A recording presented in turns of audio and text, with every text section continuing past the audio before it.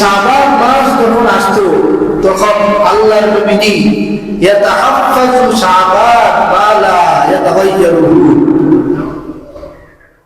মা লা বিগায়রিহি। আল্লাহর নবী শাবান মাস আসলে তিনি শাবান মাসের তারিখ গণনা করতেন। নবীজি তারিখ গণনা করতেন শাবান মাসে। শুধু আল্লাহর নবী তারিখ গণনা করতেন বিষয়টা এমন নয়।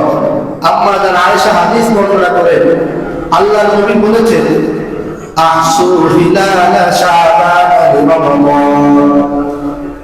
উম্মতেরা তোমরা শাবান মাস যখন চলে আসে তখন তোমরা রমজানের প্রস্তুতির জন্য পবিত্র শাবান মাসের তারিখ গণনা করো। শাবান মাসের তারিখ তোমরা গণনা করো। এটা একটা সুন্নাত। আরবি তারিখ গণনা করা এটা কি সুন্নাত। যদি কোন সমাজের মানুষ একজনও জানে না যে আজকে আরবি কোন তারিখ, তাহলে মাসআলা অনুযায়ী ওই সমাজের সবাই গুনাহগার হবে। কারণ আরবি তারিখ, আরবি মাস, এর সাথে সব ইবাদত সম্পৃক্ত। যেমন রমাদান, এই রমজান একটা আরবি মাসের সাথে সম্পৃক্ত, এটা তারিখের সাথে সম্পৃক্ত। হজ একটা তারিখের সাথে সম্পৃক্ত। নামাজ, আমাদের দৈনন্দিন যে নামাজ, একটা সময়ের সাথে সম্পৃক্ত। এই জন্য আরবি তারিখ, আরবি মাসের নাম জানা আমাদের সকলের জন্য উচিত। এই মাসগুলিকে আমরা জানা, তারিখ গণনা করা। তো আজকে হলো শাবান মাসের 14 তারিখ।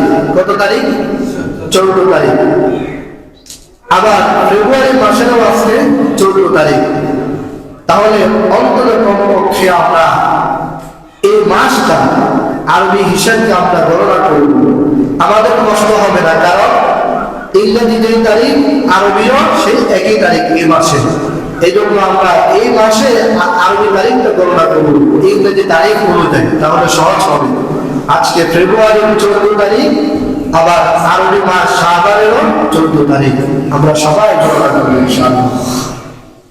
তাহলে 2 নম্বর আমরা জানতে পারলাম যে এই শাবান মাসের তারিখ গণনা করা এটি শাবান মাসের জন্য খুবই গুরুত্বপূর্ণ একটা বিষয়।